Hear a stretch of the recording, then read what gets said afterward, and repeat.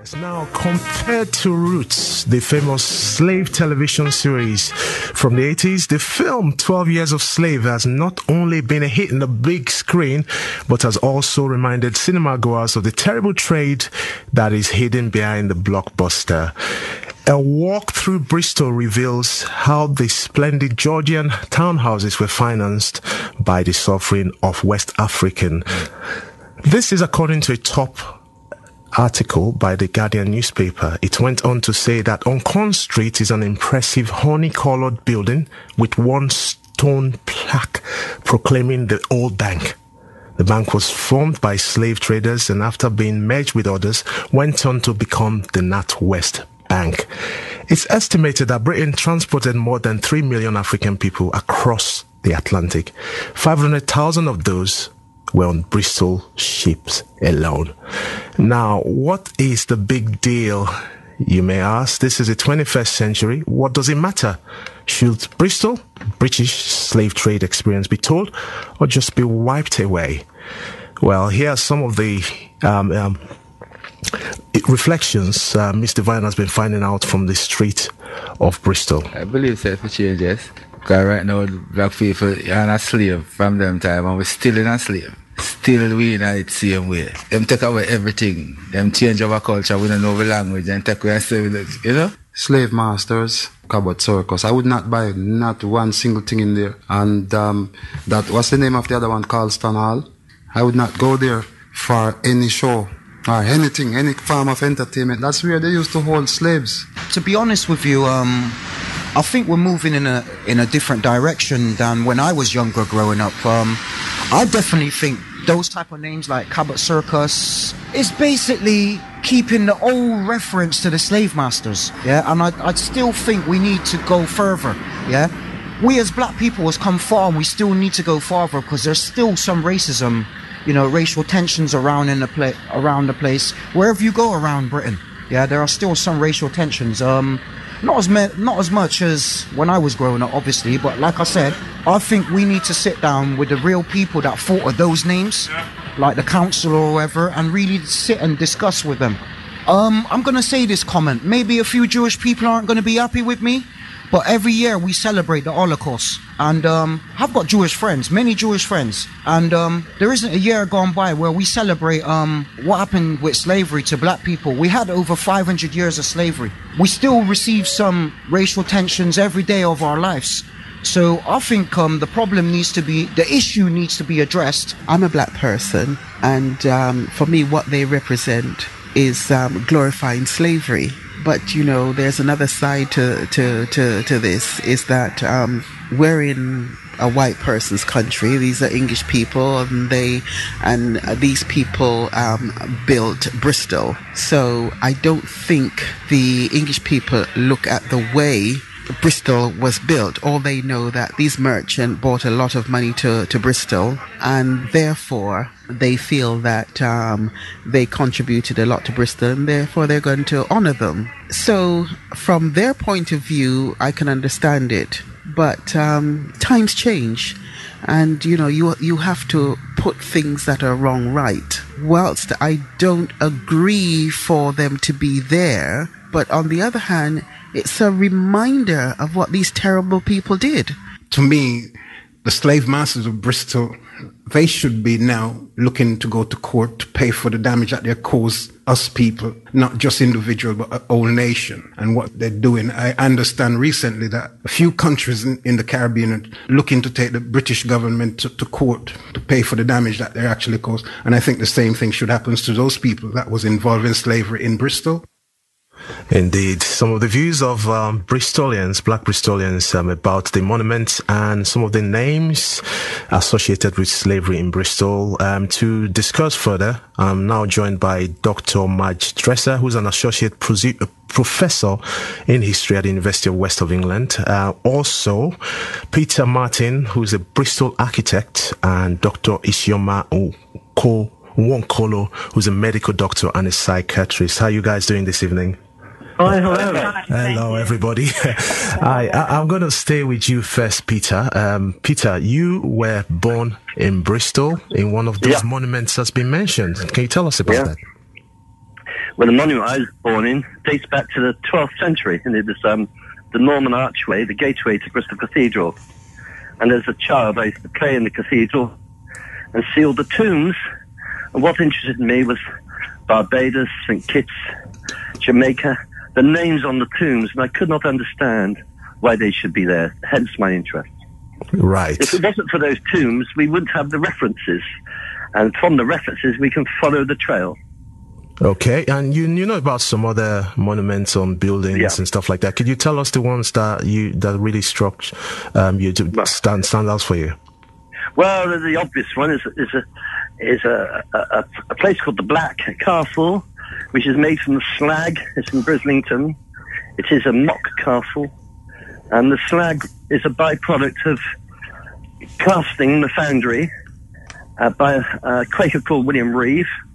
And he lives opposite the castle, and in his hotel now stands a big bell he cast to present to the African kings with whom he traded. And that the slag comes from the castings he made, and he made all the guinea pots, all the pots that the Africans used on the Guinea coast. Right. And he also owned ships. So he's one of the 30... Sorry, he's one of the 30-odd people we've been tracing and illustrating. Okay. Yes. Any more? Yeah. And you got the Saunders House in Guinea Street, who was the most prolific slave trader. He did 20 voyages. You've got the Hotel de Var, which was the old original sugar house on the quayside. And you've got... Oh, is that your phone going there? I seem to have get a buzzing sound from... Marge, are you there? Professor Madressa, are you there? Hello? Can you hear me? Yes, I can now. Yeah, we seem to be getting phone crisis tonight. Anyway, Marge, before I get Peter back, your book, you've written a few books about this, and your book, which is Slavery Obscured. Yes. What did they obscure? Well, when I came to Bristol in the 70s, from America and London, where slavery in America was beginning to be discussed more openly, I was really astonished that people didn't want to talk about it. Not all people, but some people didn't want to talk about it. And it was a bit like Holocaust gold. Nobody wanted to make the point. And so I started doing research. So, for example, Edmund Saunders' house in Guinea Street, and Guinea's, the name after the Guinea coin, which was mined from the gold of Africa. That was, nobody had really made that connection. And I remember showing the then director of the museum the house, because we were constructing a slavery trail in the late 90s. And the lady who lived there, who was a blue badge guide, said, Edmund Saunders had nothing to do with the slave trade. He was a merchant venturer. And, that was, merchant venturers, of course, lobbied and controlled the slave trade. But a lot of the buildings, the Rodney Hotel, Chesterfield Hospital, the Corn Exchange, which has a similar building in Carolina that was modeled on it, they're all have connections with the slave trade. So, and then Queen Square, which is the largest provincial Georgian square outside of London, is when I started investigating who actually owned it, I saw everyone was either an African trader or a Virginia trader, i.e. tobacco slave produced, or West India trader, what have you. And I was, I was able to then cross-reference that to a database that had just been constructed, which detailed all the slave voyages, and saw that they were all involved in either the slave trade or the trade in slave-produced goods, or exporting goods like guinea pots and guns to the West African coast. Marge, talking about it is one thing, and you've documented this already. Yeah. And listening to the clip before, the views of people, some people say those kind of monuments actually promotes racial tension, glorify slavery. You buy into that? Well, first of all, I think it's a job of people like me who've had the time and opportunity to do the research to, at least set things straight. So, for example, it's really important to realize that Cabot, predates Bristol's participation in the slave trade, although there are some slavery connections. But things like the old bank wasn't quite on that building. But it is true that the building on Corns, there was a building in Corn Street that was a bank.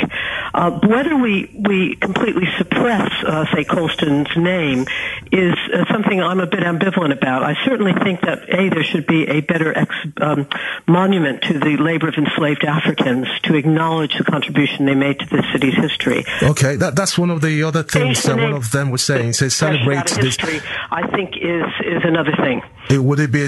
How would you think that would be done? One of the words the gentleman used before was celebrate, or is it marking? You can't celebrate slavery, but like you said, mark the events that took place. How would you see that happening? Well, two things. First of all, Colston's house, which is Colston's Hall, which is Victorian now, it was the site of the first sugar refinery for West Indian sugar and the site of a merchant before that who was the first to trade for ivory and gold with Africa. So it does have slavery connections, but it wasn't where slaves were sold.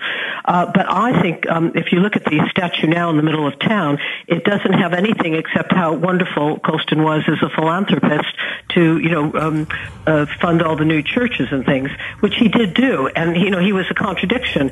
He would fund certain people who allied with his Tory views. He didn't fund people who didn't agree with his politics or his religion. But he was also invested in the slave trade, and he was present at meetings where children were being shipped from Africa to Barbados. So I think we need to acknowledge that on the statue, and certainly in Colston Hall, there should be plaques to educate people. So we don't want to erase history, but we want to contextualize it so people know the whole truth. Contextualize it. Peter, you are an Englishman, and you've taken an interest in what's gone on during that period and the monuments through your architectural profession. Yeah. What is your own angle to all of this? Well, if we didn't have these monuments, we wouldn't be able to trace this history. And we've been going on a trail around all these monuments and putting together the history, and it's fascinating. There were groups of properties that went from one trade slaving family to another. And talking about slaving families, right after this track, I'm going to bring on Dr. Isioma Nwankolo, who is a psychiatrist and currently doing a huge research about West Africa. Also, she'll be telling us about how the Igbo people of the part of Nigeria called East part of Nigeria were enslaved. Watching the movie 12 Years Slave, I'm proud, and Steve McQueen, what he did, he picked up the book from his wife and then saying it, me personally, angry, realizing that's only a fraction of it. Very disturbing. I suppose the most disturbing part is that it's real life. Yeah, it makes you angry. I sat there in silence, didn't say a word while I watched it. I could feel my temperature rising. People are scared of reality, of the truth. But why? As a person of African descent, how did it make you feel seeing that film? Profoundly emotional, deeply moving depictions of torture and slavery, and the story and the recollections of Samuel Northup as the freedman put into slavery just depicted all of our struggle that we've been talking about for decades in this country, in centuries, around 400 years of captivity in slavery, and why that's so important today. Why do you think these films are necessary? These films are necessary because you can see our history as laid out as part of that history. Obviously, there was a history in Africa before then, but you're talking about the collection of islands that's known as the West Indies or through the Caribbean that were set up through slavery. You're talking about modern-day legacies there through education. Black people weren't allowed to be educated through that. You can see things in there. You're talking about the families being broken up there. You can still see those themes today around family breakup. So there are lots of themes that's in there, and that graphic depiction of violence and brutality really illustrated across the races, be you white, Asian or black. You can see that this is something just like the Holocaust that should just never happen to man. For the way I felt watching that film, I think I've seen it once and I don't need to watch it again. Do you think films like that are necessary? I think they are, especially for younger generations to actually see what has happened in the past, and what everyone from every kind of background has had to go through to get where they are today. So I think films like that are important. So it shows us that we should never ever forget, seeing it visually on film. Absolutely. Never, ever, ever. Never, ever, ever forget. Now, what really happened? We've been talking about Bristol monumental buildings and names, what should happen to them, and with the reflection, and all coming from the film 12 Years a Slave. On the phone, I'm with Professor Matt Dresser, Associate Professor from the University of West of England, Peter the Pirate, who's an architect, and also Dr. Isioma Nwonkolo, who's a psychiatrist and a medical doctor. I'll come to you now, Dr. Isioma Nwonkolo. Going back to the Igbo tribe of Nigeria, out of every 20,000 slaves that were taken out of Nigeria, 15,000 of them were Igbo. Is that right? Yes, in fact, the number is closer to 16,000. 16,000. Yes, and over a period of 20 years, about 320,000 Igbos were sold into slavery at Bonny, and an additional 50,000 at Calabar. Calabar. What really happened from what you've been finding out? Was it really forced trade, or was it a fair trade in terms of were the elders deceived, or did they help in getting people across?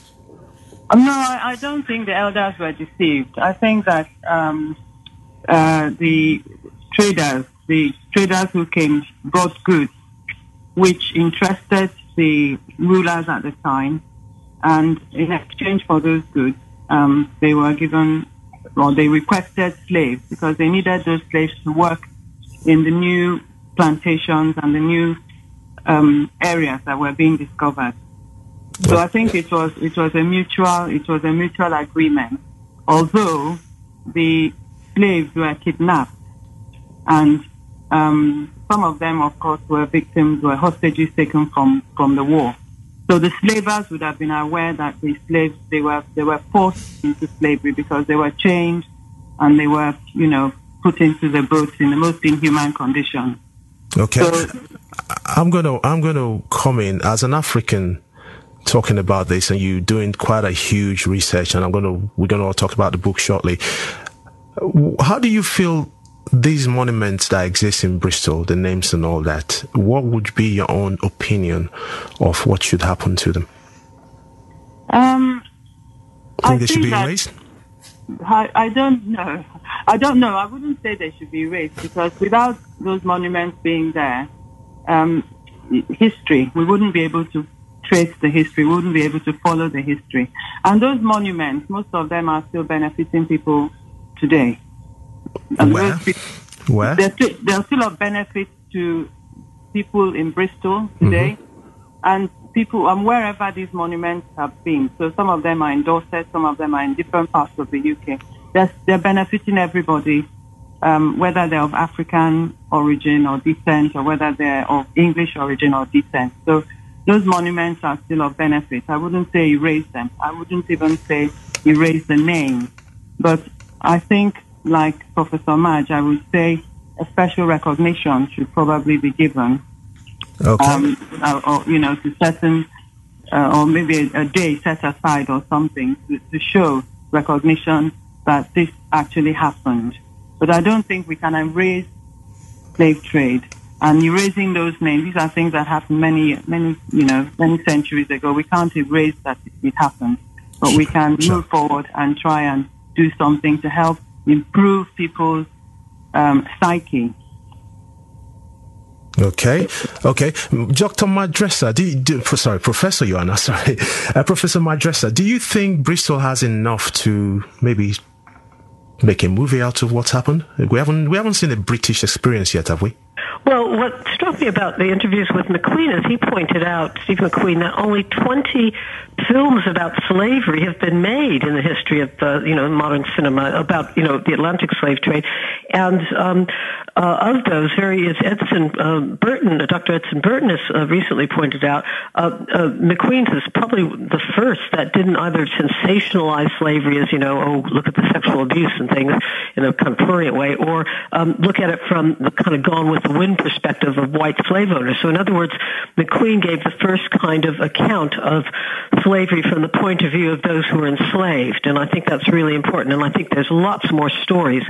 And the other point I would make is that, of course, by the 1850s, because Solomon Northup's narrative on which the film was based was published in the 50s, just after Uncle Tom's Cabin was published, and was in the same area that Uncle Tom's Cabin was set in, is a time when, by then, Bristol had already, or Britain had already emancipated the slaves, or the proclamation had come. Slave owners were compensated, but not the enslaved Africans. And by then there was a big body of white opinion in Bristol, of liberal and often evangelical people who were then rallying against the slavery in America. And you had people like anti-slavery African Americans coming to Bristol in the 1850s, including Frederick Douglass and Moses Roper and people like that, who came and gave talks. And they were received, like pop stars. And I think that's an interesting hidden history that would go for make a good film. And so I think there's a lot of interesting history that we have yet to unearth filmically in terms of the slave trade, both in terms of America and England. Okay, you're currently working on a book which Dr. Isioma Nwankolo is also partaking in. Dr. Isioma, could you tell me your interest in the book? This would be our last little bit of conversation, because it's a bigger conversation, as you know it. Tell me about the book very quickly. The book is about the Bristol slavers and the West Triangular slave trade, but the angle that I'm bringing to the book is on the psychosocial aspect of slave trade and the aftermath. And of course, slavery and colonization would have had many adverse effects on the enslaved of African descent. And I'm really looking at that. As a psychiatrist, that's my interest. And Peter, you're helping with this as well, aren't you? Yes. I'm illustrating the book to make it digestible for all school children. Okay, how are you doing that? How can you illustrate that kind of a story? Yes, I do architectural illustrations, and with a team of artists and digital people, we produced over 100 coloured drawings illustrating the various aspects. What aspects are you illustrating? Well, we feature on each family in each house. Okay. So we're actually going round the area. For instance, you mentioned the Bristol Bank, but the Bristol Bank was actually set up in an area called Blaise Castle by the Harford family, who were Quakers. So we've illustrated the family. They actually buried one of their slaves in Blaise Castle, and you can see the monument. So we featured the house, and we just followed the path of the family. And that's what's most interesting, is how these families originated and how they became powerful and they got involved in the slave trade. So each double-page spread in the book shows that in graphic form. Okay. When do we expect to see the book, Dr. Isioma Nwankolo? Well, the book launch is on the 20th of February. It will be at the Plantation, a restaurant in Bristol, yes. Everyone is invited. There are tickets selling online at the ticket office and also at the Plantation. If you go on, we've got a blog, which is the bristolslavers.wordpress.com. bristolslavers.wordpress.com. That's the blog. I'd like to thank you all. Okay, I'd like to thank you all. You're all going to be there on that day, aren't you, Professor Dresser? Are you going to be there at the launch of the book? Yes, I You will. Peter, you will be as well. Well, we need to be there and represent and get the history. Well, we need Madge's book there. Okay, that's the important one. Okay, and that's the big book, Madge. Is that right? The big book. The one that's Slavery Obscured, Social History of the Slave Trade in Bristol, right? No. The Bristol Slavery Obscured is a paperback, but there's a new book that people can access, at least the text, not the pictures, online, called Slavery in the British Country House. If they put that into Google, it's an English heritage book, and they can look at the chapter I wrote on West Country houses. But Peter and EC are, it's a really dynamic and unusual team. Someone from an old white family and someone from Nigeria. Yes. To come together to investigate on a more popular basis some of the stately homes for a wider audience. Thank you. I've got to thank you guys for joining me this evening, and I hope the project goes well as well. And as we discover Bristol slave history and Black existence as well.